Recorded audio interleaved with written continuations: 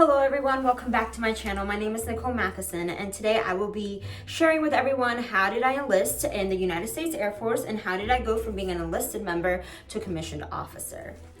Very quickly, I would like to put out a disclaimer that everything that I will be saying and sharing in this video are a reflection of my opinions and my opinions alone. They are not a reflection of the Air Force. There are 4 ways that I'm aware of that you can commission.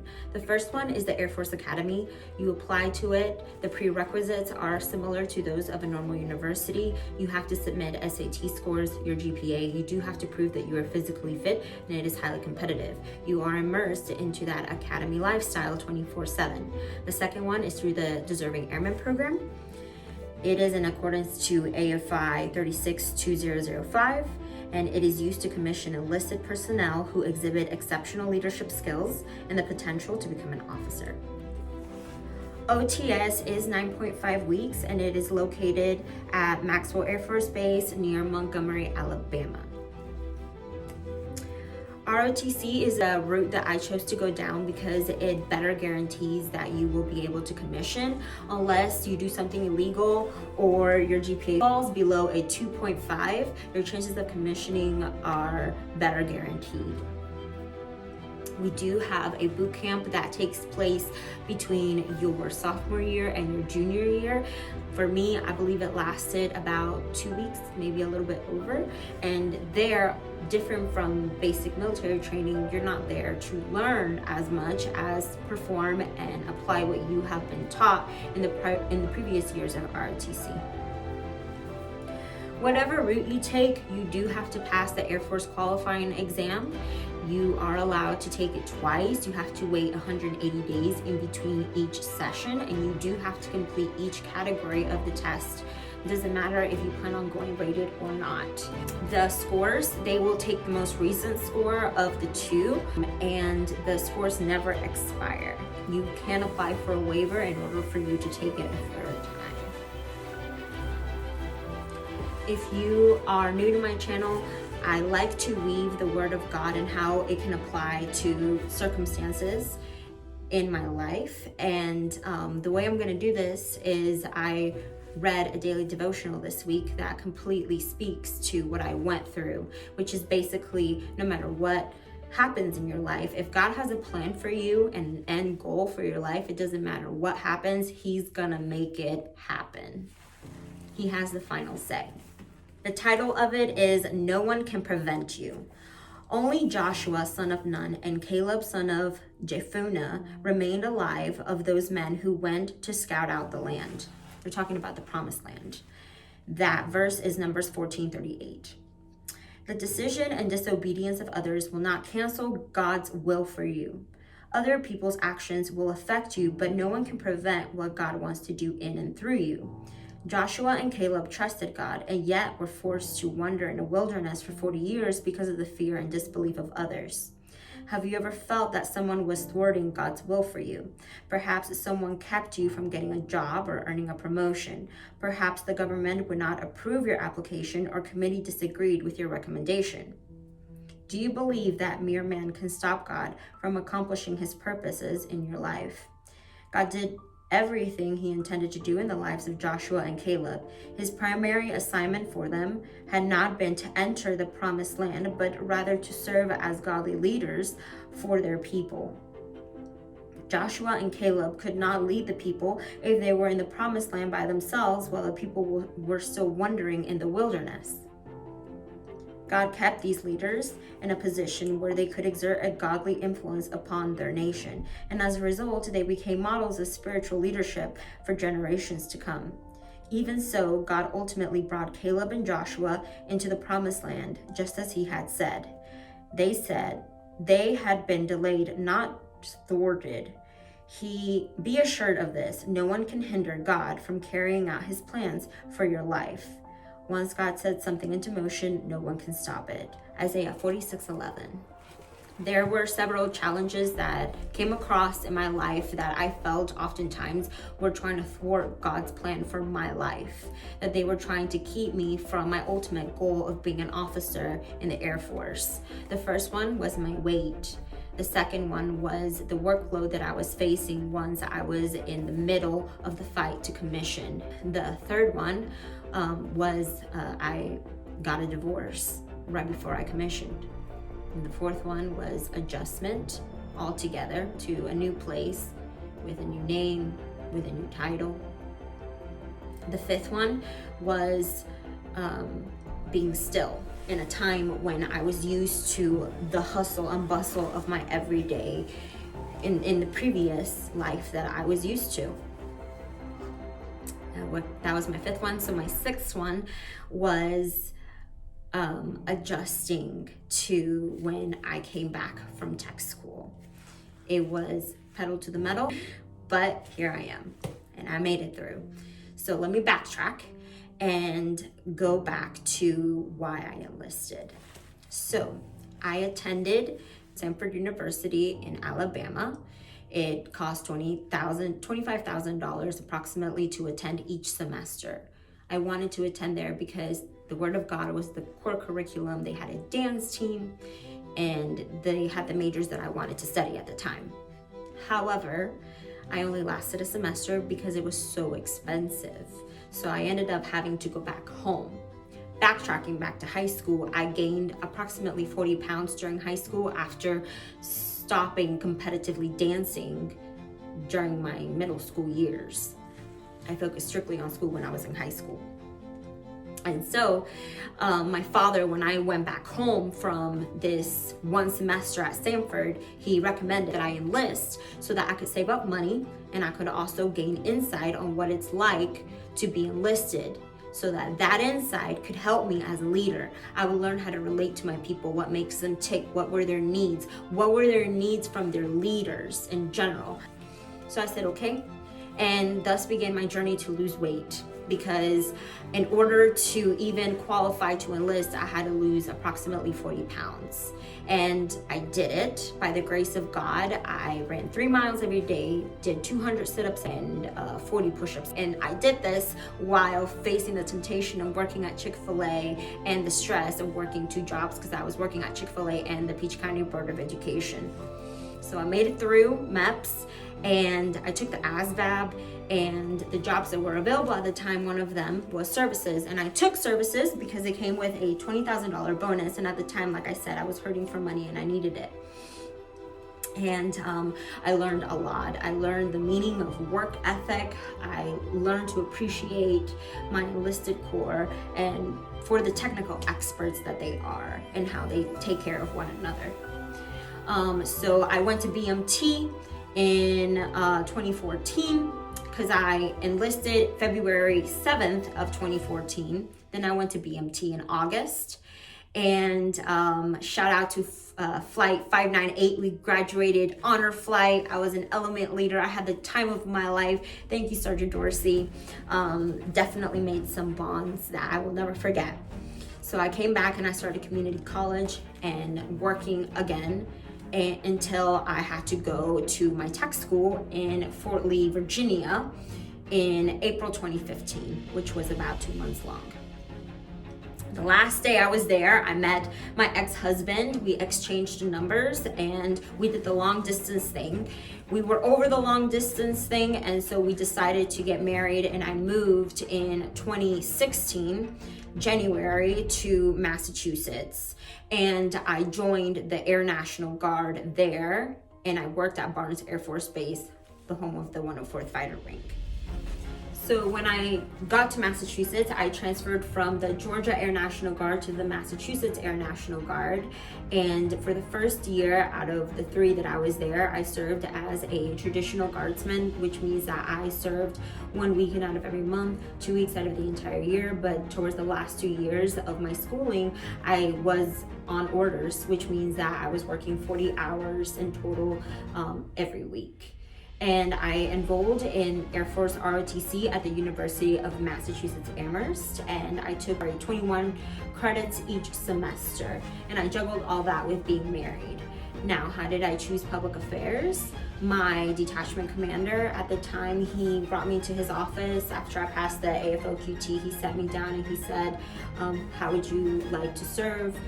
What type of career field would you like to go into as an officer? And I was very honest with him. I said, I don't know. All that I know is that I do not want to go rated.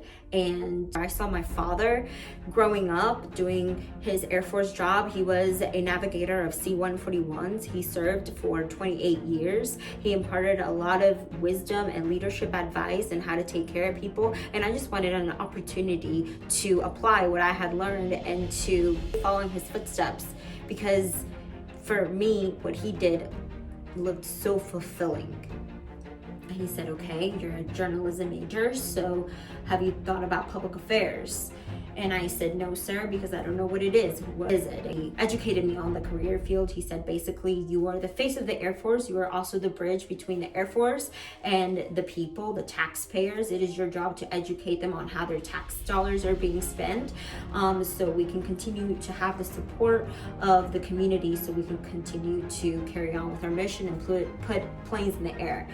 You will be working with a very creative team, a team of videographers, photojournalists. And I said, it sounds perfect, right up my alley, sign me up. What do I need to do in order to get selected to be a public affairs officer? He said, I will be honest with you, the odds are not in your favor. You get about 7 to 9 cadets selected every year to be a public affairs officer at the time. And I said, okay. So what do I need to do? How do I become competitive? Basically, what I needed was a competitive GPA, a very good PT score, a very good internship, and leadership opportunities within ROTC of me stepping up to the plate and doing a good job in them. And I said, okay. So I did graduate with all A's. I was able to have a 99.9 PT score. Thank you to God that at the time we had a new cadre member who was able to provide the opportunity. You still had to apply and get selected for it, of going on an internship at the NATO Stratcom Center of Excellence in Riga, Latvia. I applied for it, and I'm so thankful I was able to get it. It was a month long. I learned how to network. I learned how to communicate with DVs, politicians, and how to navigate that field, which ended up influencing my decision to add a political science minor to my journalism major when I got back from the internship. And I progressively took on more leadership opportunities while I was in the program. My last semester in ROTC, I was cadet wing commander, which proved to be a very beneficial opportunity in the long run. It taught me how to relate to my people and how to figure out what their needs are and how to fulfill that accordingly. All this was happening. I was finding my place, and then I found myself working an Airshow in 2017 as an airman, but I got to witness and I got to meet the public affairs officer for the Thunderbirds. At the time it was Captain Harper. I met her in the ladies locker room, gym locker room, and we exchanged information, and she was willing to educate me further about the career field, and I was very grateful for that. And so that was the final deal to make up my mind that I wanted to be a public affairs officer. On February 7th of 2019, I did commission as a public affairs officer. So how did I do that? How does that work? In terms of jobs, I had to do a dream sheet. So my top 4 picks, because I don't remember the other ones, was public affairs first, then it was intel, then it was cyber, then it was space. I got my top pick, thank God. And then for my bases, I remember my top 3. So my top 1 was Andrews up in DC. My second one was Vandenberg in California. My 4th one was Moody in Georgia, because that's where my family is and I wanted to be near family. What I did end up getting was Nellis Air Force Base in Nevada, the home of the Thunderbirds, ironically enough. So I had to learn a lot in this transition. I had to go from learning how to be, from being married, now being a single, from being a Vela to being a Matheson, from being enlisted to being an officer, from being a guard to being active duty. So I would not exchange that experience for the world, because it made me a stronger person. But not only that, I truly believe that it made me a more well-rounded leader, because now when my people come with these experiences to me, I can meet them in a place of compassion and experience. The other hurdle that came was that I had to come to terms with the fact that, hey, you're a second lieutenant, and you are not going to have as much credibility as you did before as a staff sergeant, because you are new to a career field and you're a brand new shiny penny officer. So I had to learn how to earn my people's trust, and how to gain credibility again, and how to better manage my time. Because before, I didn't have time to think of free time. That wasn't a thing for me. But now I have free time, and oh my goodness, what do I do with that? That is an anomaly for me. So that was 4 months worth of that before I was sent to tech school for PA in Fort Meade, Maryland in the summer, this past summer. And that was approximately 2 months. I am very grateful for it, because they provided new curriculum. They currently revamped it, and now we are better able to provide COAs, courses of action, to our commander and advise him on why he should do it, what are the long-term effects, how can we measure those effects, which will also be beneficial for my people. And what did you do? What was the impact of it? How was it beneficial to the greater good of the Air Force? So I persevered through all of that, and I got back. And again, going back to how God opens doors, I was presented with the opportunity of leading public affairs office efforts on behalf of my shop at this current air show that we had in the winter of 2019. That was such a huge experience. I learned how to communicate with leadership, with other entities on base, with the outside community, how to better manage my time, commit until the very end, until things are seen all the way through until the end. And then I got to help out in the EOC with the Storm Area 51 event, and I got to see how the CAT, the Commander's Action Team, interacts with the EOC, which was, again, very informative, especially because for the first time we got to plan for an event, which is unheard of. Usually we have to kind of adapt and prepare as things come towards us, kind of like COVID-19. And slowly but surely, I started making friends, because I was the only lieutenant in my shop, which was an experience in itself. Usually you have other colleagues that you can relate to in your struggles and confide in and grow and learn together. I had to do it all by myself during the first year that I was at Nellis. And but I got connected to the CGOC. I even got to run for president, and I currently hold the position of being president, which is it's a huge learning experience as well, of learning how to serve that audience and how to meet their needs, what are their needs, such things like this. And in the long term, my efforts that were invested in the air show, I ended up reaping a lot of benefits from that. I got CGO of the quarter. I got a letter of recognition from our wing commander, Brigadier General Novotny. Huge blessings, right? So I kind of perceived it as God saying, okay, like, you stuck this out, like, good job. And so all that to say that when God has something in mind for you, He will be sure to find a way to make it come to pass. All things are possible with God, and He promises to never leave us nor forsake us. And I am a living testament to that. That is exactly what happened. There is no possible way that I could have done and gotten this far without Him. I have made mistakes, but I have been able to recover from them, learn from them, and I do believe that they make me a better leader, and they have humbled me a lot in the process. So I just want to thank everyone from the bottom of my heart for joining me and watching this video. I hope that it served as some form of informational tool, be able to better plan accordingly. And if you have any more ideas for videos that you would like me to do, please leave them down in the comment below. If you like this video, if it helped you out at all, please subscribe to my channel and give this video a like. I truly appreciate it. So thank you again. Stay resilient. This too shall pass. I truly appreciate you. If there's any way that I can help, please don't hesitate to reach out. I have more time now in light of everything that is going on, so hopefully I'll be able to upload more consistently. But until next time, take care, and all prayers and blessings for everyone. Goodbye.